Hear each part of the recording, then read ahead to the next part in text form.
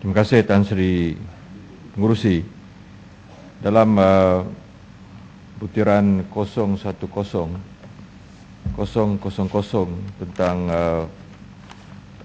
pentadbiran am di bawah aktiviti kemajuan industri, komoditi dan pengurusan, di sini diperjelaskan tentang skop ataupun spek butiran ini, merancang, menggubal dan melaksanakan dasar dan strategi membangunkan industri minyak sayuran, lelemak dan sago, koko dan lada hitam yang mempertingkatkan usaha-usaha untuk mengekalkan viability industri tersebut.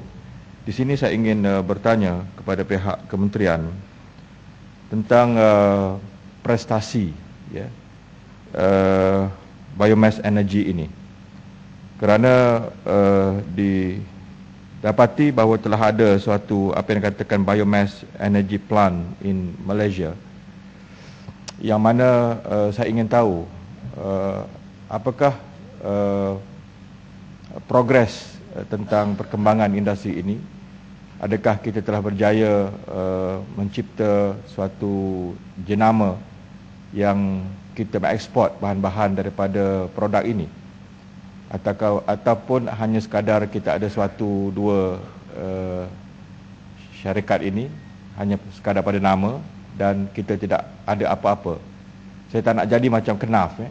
KNAF ni bukan main, kita bahas sejak sedekad yang lalu, tapi kita tak ada lagi nampak satu keberhasilan yang membanggakan kita.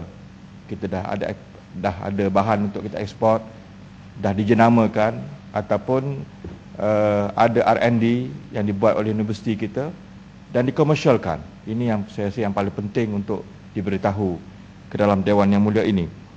Kemudian saya juga ingin tahu tentang bagaimanakah dah ada satu syarikat yang nama Bumi Biopower Sdn Bhd yang juga dikatakan menceburi bidang ini, dan juga tentang carbon credit evolution yang saya rasa juga salah satu daripada aktiviti yang dilaksanakan oleh industri ini. Jadi sekadar saya ingin bertanya apakah keberhasilan tentang minyak yang dihasilkan daripada sayuran.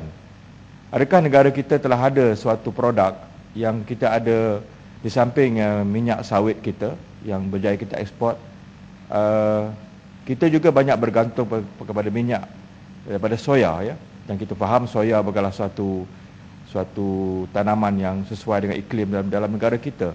Tapi adakah ada jenis-jenis sayuran yang lain yang kita juga telah menerokainya dan kita telah berjaya untuk menjenamakan hasil produk ini. Kemudian di bawah kepala di butiran 0200000 tentang lembaga KNAF dan tembakau negara ini, saya juga ingin satu kepastian, ada satu time frame lah, bilakah agaknya dengan industri KNAF ini boleh mengganti sepenuhnya tembakau. Kita tak mahu tembakau ini, ia tidak baik untuk kesihatan, tapi petani-petani terutamanya di Pantai Timur tak ada pilihan. KNAF ada, tapi maknanya mereka tidak mendapat hasil pulangan sebagaimana mereka menanam tembakau.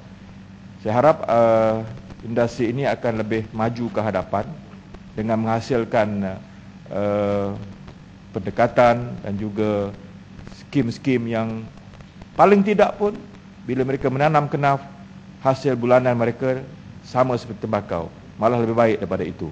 Jadi mesti ada satu time frame di manakah mungkin satu unjuran daripada teknologi KNAF ini yang boleh satu masa besok kita boleh replace dengan izin tanaman tembakau ini.